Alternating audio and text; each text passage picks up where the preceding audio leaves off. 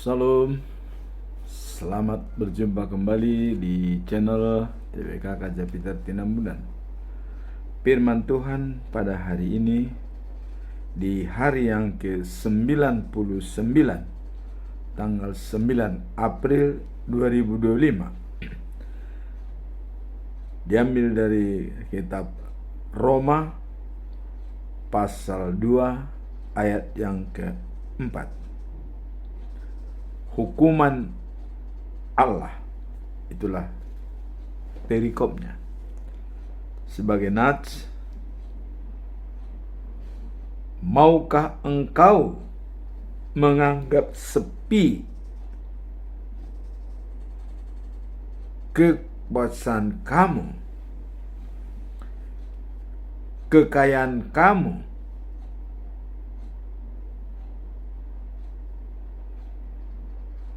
rahmatnya, kesabarannya, dan kelapangan hatinya?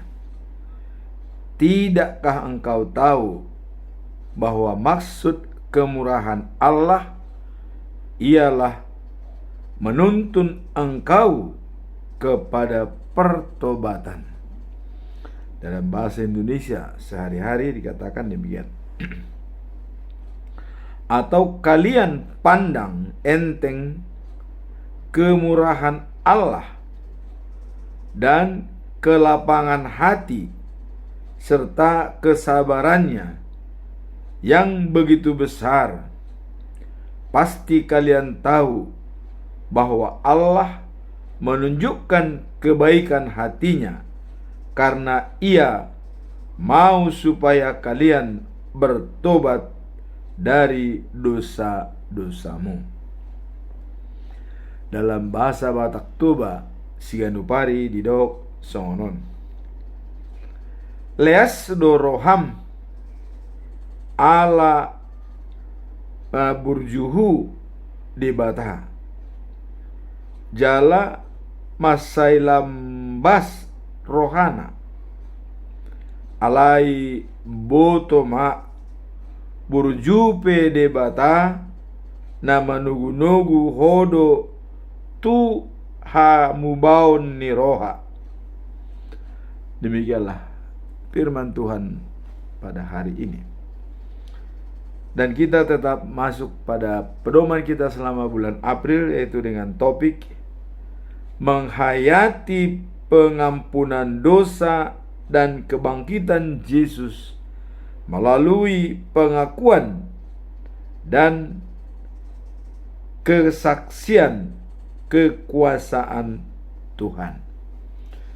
Topik ini dijabarkan dalam Roma pasal 6 ayat yang keempat. Demikian bunyinya. Dengan baptisan itu kita dikubur dengan Kristus dan turut mati bersama-sama dengan Dia, supaya sebagaimana Kristus dihidupkan dan dari kematian oleh kuasa Bapa yang mulia, begitupun kita dapat menjalani suatu hidup yang baru. Itulah pedoman kita selama bulan April. Setelah kita dibaptis dalam nama Yesus, Bapa dan Roh Kudus, kita mengaku dengan Bapa, bersatu dengan Bapa, Anak dan Roh Kudus dengan hidup baru dan menjadi berhak pewaris kerajaan surga. Itulah artinya baptisan kudus, menyatu dengan Kristus dan menyatu dengan Bapa dan Roh Kudus. Jadi kematian daripada Yesus itu sudah masuk dalam diri kita, bahwa kita pun sama seperti itu. Demikian juga kebangkitannya atas kekuasaan Bapa, kita pun ikut bangkit seperti itu. Itulah fungsinya bahwa kita harus dibaptis dengan nama Bapa, Anak, dan Roh Kudus, agar kita menyatu dengan Dia dalam kematian dan kebangkitannya. Sekarang kita masuk dalam perikop hari ini, yaitu Roma pasal 2 ayat 4. Hukuman Allah. Apa makna daripada ayat ini? Dalam ayat ini terdapat pesan mendalami mengenai kebaikan Allah dan bagaimana Ia mengundang manusia untuk bertobat melalui kasih dan kemurahannya. Jadi di sini adanya ajakan dan undangan daripada Allah untuk bertobat. Ya. Seperti tadi dikatakan adalah menuntun engkau kepada pertobatan. Nah, di sini ada ajakan dan undangan dari Tuhan Allah supaya kita mengalami kemurahannya melalui kasih, dan juga adalah mengikuti undangan untuk bertobat. Itulah makna daripada perikop ini. Jadi pertobatan, ya, dan mengikuti kasih Allah untuk menerima kemurahan Tuhan.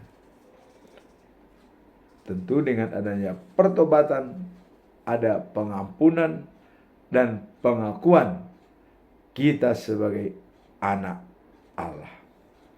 Apa pesan moral dari perikop ini? Kebaikan Allah seharusnya mendorong kita untuk tidak hanya merasakan dan introspeksi diri dan perubahan hidup, tetapi juga membagikan kasih tersebut pada orang lain untuk menjalankan karakter Allah adalah kasih. Jadi apabila, ya, kebaikan Allah itu mendorong kita untuk tidak hanya merasakan dan ada introspeksi diri dan perubahan hidup yang sudah kita alami, tetapi kita juga harus berbagi kepada orang lain, ya, menyampaikan kasih Allah yang kita sudah alami dan orang lain pun dapat mengalaminya. Itulah tugas kita atau pesan moral daripada ayat ini. Menerima dan membagikannya kembali kepada orang lain. Jadilah kita menjadi saluran berkat kasih. Pembelajarannya apa dari ayat ini? Pertama adalah kebaikan Allah menjadi mendorong kita untuk introspeksi diri dan perubahan hidup. Jadi adanya introspeksi diri dan juga perubahan hidup dengan adanya kebaikan Allah mendorong kita, memberikan motivasi pada kita sehingga kita dapat introspeksi diri dan mengalami perubahan budi baik yang dikehendaki oleh Allah. Pembelajaran yang kedua, Allah tidak hanya menghakimi, ya, tetapi juga menyediakan kesempatan bagi setiap orang untuk kembali kepadanya melalui kebaikan Allah. Jadi Allah tidak hanya menghakimi, tetapi juga menyediakan kesempatan bagi setiap orang untuk kembali kepadanya melalui kebaikan Allah. Pembelajaran yang ketiga adalah perenungan tentang kasih dan kemurahan Allah yang berlimpah bisa mengubah paradigma kita sendiri dan cara kita berinteraksi dengan orang lain. Jadi dengan begitu merenungkan kasih dan kemurahan Allah yang berlimpah, ini bisa menjadi membuat kerangka berpikir kita untuk berbagi dengan orang lain. Pembelajaran yang keempat, dengan memahami betapa besar kasih-Nya, kita diajak untuk tidak hanya merasakan, tetapi juga membagikan kasih tersebut kepada orang lain. Artinya kita berbagi dengan adanya betapa besar kasih Allah kepada kita, maka kita diajak untuk berbagi kepada orang lain supaya yang lain juga dapat merasakan kasih Allah yang begitu mulia. Pembelajaran yang kelima adalah pengalaman hidup yang sudah banyak dari kita. Tentu kita merasakan keajaiban dan kebaikan Allah semakin memotivasi untuk membagikannya kepada generasi muda. Jadi pengalaman-pengalaman yang kita miliki tentang adanya keajaiban-keajaiban dan kebaikan Allah, kita terpanggil untuk membagikan kepada generasi-generasi muda, terutama anak-anak kita, untuk tetap satu garis dengan kita, memuji dan memuliakan Tuhan. Bukan mereka keluar dari lingkungan kita makan menyembah berhala atau Allah-Allah lain.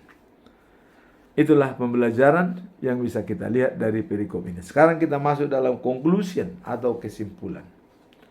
Saya tetap mengajukan 3 pertanyaan yang harus kita pecahkan dan kita jawab untuk memperdalam apa makna pesan moral dan pembelajaran daripada perikop ini. Pertanyaan pertama adalah, bagaimana cara menghidupi kasih dan kemuliaan Allah, kasih dan kemurahan Allah dalam interaksi sehari-hari? Jadi bagaimana cara menghidupi kasih dan kemurahan Allah dalam interaksi sehari-hari? Bagaimana cara? Mari kita lihat. Menghidupi kasih dan kemurahan Allah dalam interaksi sehari-hari adalah suatu panggilan bagi setiap orang Kristiani untuk menunjukkan sikap kasih, pengertian, dan belas kasih kepada sesama. Jadi dalam interaksi, dalam menghidupi kasih dan kemurahan Allah, kita diminta untuk adanya panggilan setiap orang Kristiani untuk menunjukkan sikap kasih, pengertian, dan belas kasih kepada sesama. Artinya kita belas kasih, ada rasa empati, merasakan apa yang dirasakan oleh orang lain. Apa yang kita raih, kita bisa berbagi dengan sesama.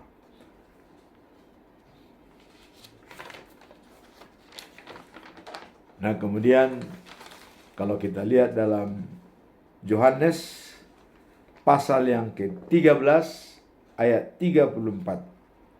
Ya. Perintah baru kuberikan kepadamu. Ini adalah dari Yesus Kristus. Perintah baru yang kuberikan kepadamu. Artinya ini merupakan suatu hal yang baru yang harus dijalankan oleh manusia.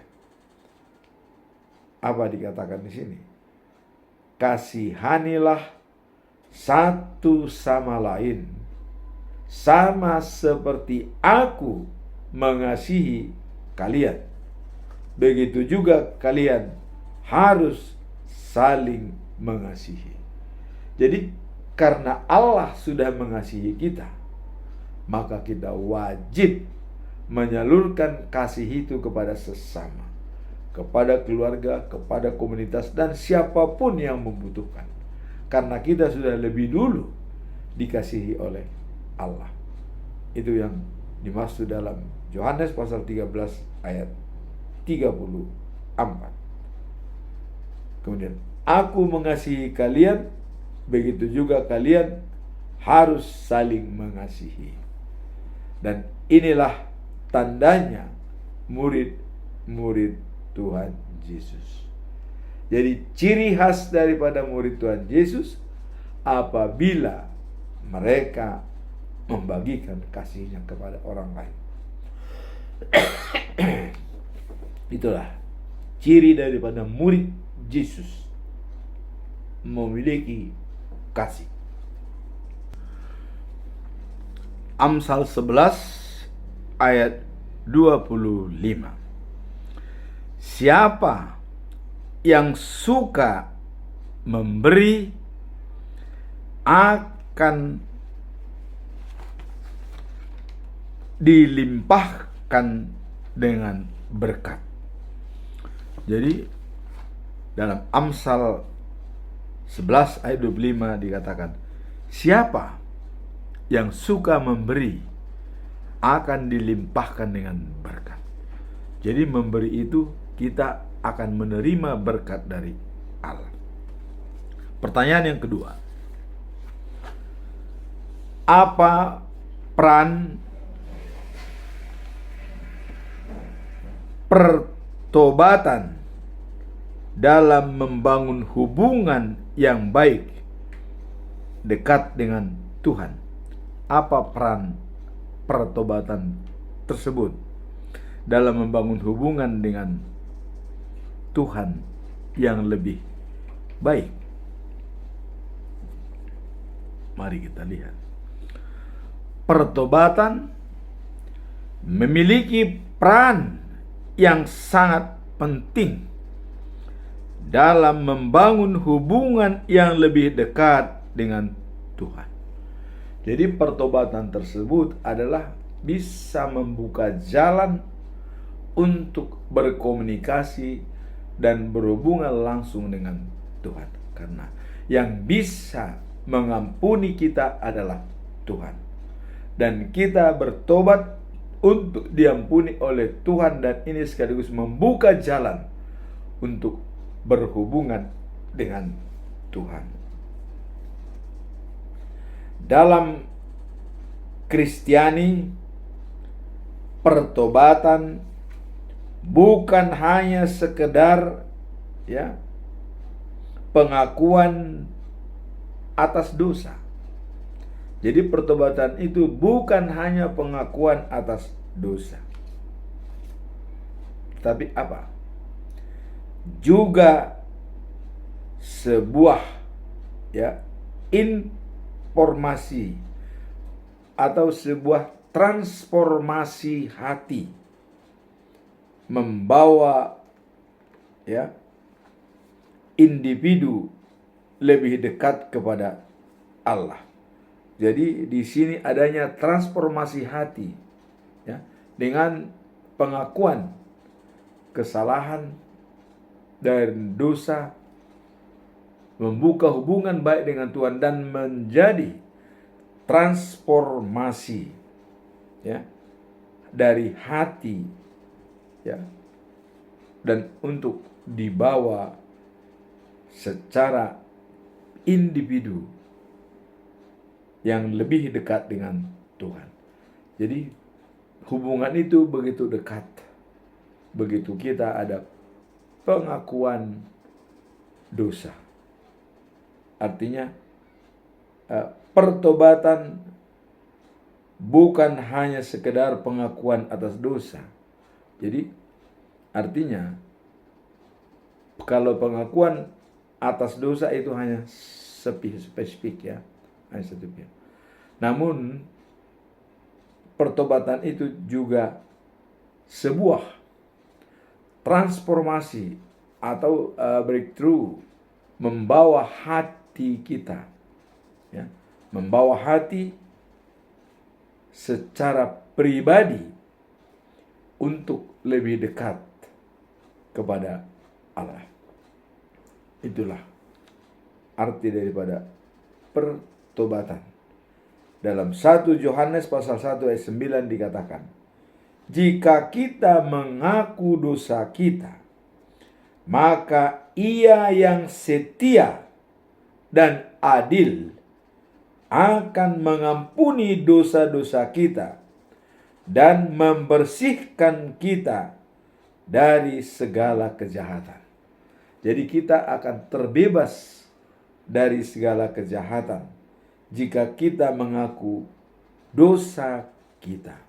Jadi Ia yang setia dan adil akan menghapuskan dosa-dosa kita dan kita tidak lagi terbelenggu di dalam kejahatan. Ayat ini menegaskan pengakuan dosa dan pertobatan adalah langkah penting dalam mendekatkan diri kepada Tuhan. Jadi pengakuan dosa dan pertobatan adalah suatu langkah yang penting dalam mendekatkan diri kepada Tuhan. Jadi suatu langkah yang penting untuk berhubungan langsung dengan Tuhan, mendekatkan diri dengan Tuhan. Nah, kemudian melalui pertobatan seseorang tidak hanya menerima pengampunan. Jadi dengan pertobatan itu bukan hanya menerima pengampunan, tapi apa di samping pengampunan kalau kita bertobat, ya. Tetapi juga mengalami, ya, pembersihan dari segala kejahatan.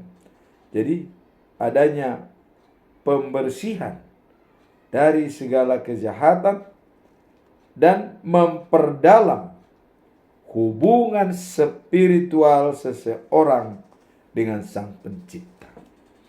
Jadi hubungan spiritual, hubungan emosional dengan Tuhan itu akan tercipta.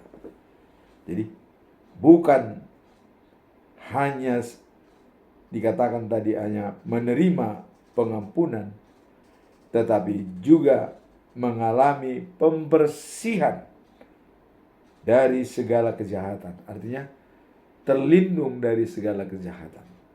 Nah, kemudian adalah memperdalam segala, ya, kegiatan dan juga hubungan spiritual seseorang dengan Sang Pencipta. Jadi hubungan spiritual memperdalam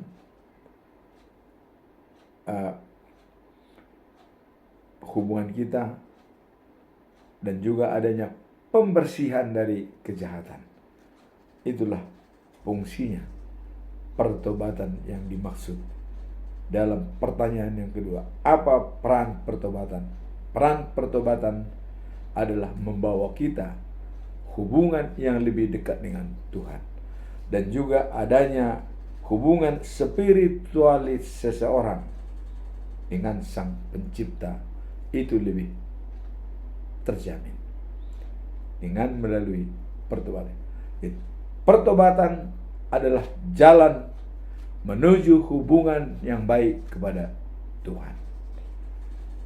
Sekarang kita masuk dalam pertanyaan ketiga. Mengapa penting bagi kita untuk menyadari kebaikan Allah dalam waktu-waktu sulit dalam hidup kita? Mengapa penting bagi kita untuk menyadari bahwa kebaikan Allah dalam waktu-waktu masa sulit? Ya. Kita menyadari kebaikan Allah dalam waktu-waktu sulit sangatlah penting bagi setiap orang percaya, karena ini dapat memberikan penghiburan, ya, dan harapan di tengah tantangan hidup. Jadi bisa menjadikan hiburan dan pengharapan di tengah-tengah tantangan hidup. Itulah, ya, menyadari bahwa kebaikan Allah dalam waktu-waktu sulit sangat penting sebagai penghiburan dan harapan di tengah tantangan yang berat. Dalam Mazmur pasal 34 ayat 19 dikatakan, ya, banyak, ya, kesesakan yang dialami oleh orang benar. Jadi banyak kesesakan yang dialami orang benar, artinya tantangan yang bisa menekan batin, kesesakan, ya, banyak. Tetapi Tuhan melepaskan dia dari semuanya. Jadi dalam Mazmur pasal 13 dikatakan banyak kesesakan yang dialami oleh orang benar, tetapi Tuhan melepaskan dia dari sesamanya, dari semuanya yang menekan itu. Dia bisa terlepas. Nah, ini, ya, menekankan bahwa meskipun orang benar menghadapi berbagai kesulitan dalam hidup, Allah menjanjikan perlindungan dan pembebasan. Jadi kita dilindungi dan dibebaskan dari beban-beban yang menimpa kita karena kasih Allah. Nah, pengakuan akan kebaikan Allah dalam masa-masa sulit sangat penting. Jadi dalam masa-masa sulit, ya, kebaikan Allah dalam masa-masa sulit sangat penting. Nah, ini harus kita akui bahwa Allah itu hadir dalam setiap tantangan yang kita hadapi, tidak pernah meninggalkan kita. Nah, kemudian Dia tidak pernah meninggalkan umatnya di tengah kesukaran yang dihadapi. Selalu setia menemani kita dalam sukacita, dalam duka cita. Kita tidak pernah ditinggalkan oleh Allah sepanjang kita tetap yakin dan datang kepadanya dan percaya kepadanya. Nah, tangan Tuhan yang selalu membimbing, ya, memberi kekuatan dan mengubah, ya, situasi yang tampaknya tidak mungkin. Jadi keajaiban-keajaiban itu akan muncul dengan sendirinya di dalam diri kita pada saat kita mengalami kesulitan. Demikianlah firman Tuhan pada hari ini. Semoga firman ini bisa menjadi berkat bagi kita dengan pertobatan, membuka tabir untuk berhubungan dengan Tuhan. Dan juga untuk membangkitkan semangat kita dan memberikan motivasi kepada kita mengingat kebaikan Allah yang sangat sempurna. Allah itu kasih. Barang siapa tidak memiliki kasih, maka dia tidak mengenal Allah. Maka mengasihi sesama, sama seperti yang telah dilakukan oleh Yesus kepada kita, mengasihi kita, maka wajib hukumnya kita saling mengasihi. Amin. Tuhan memberkati kita.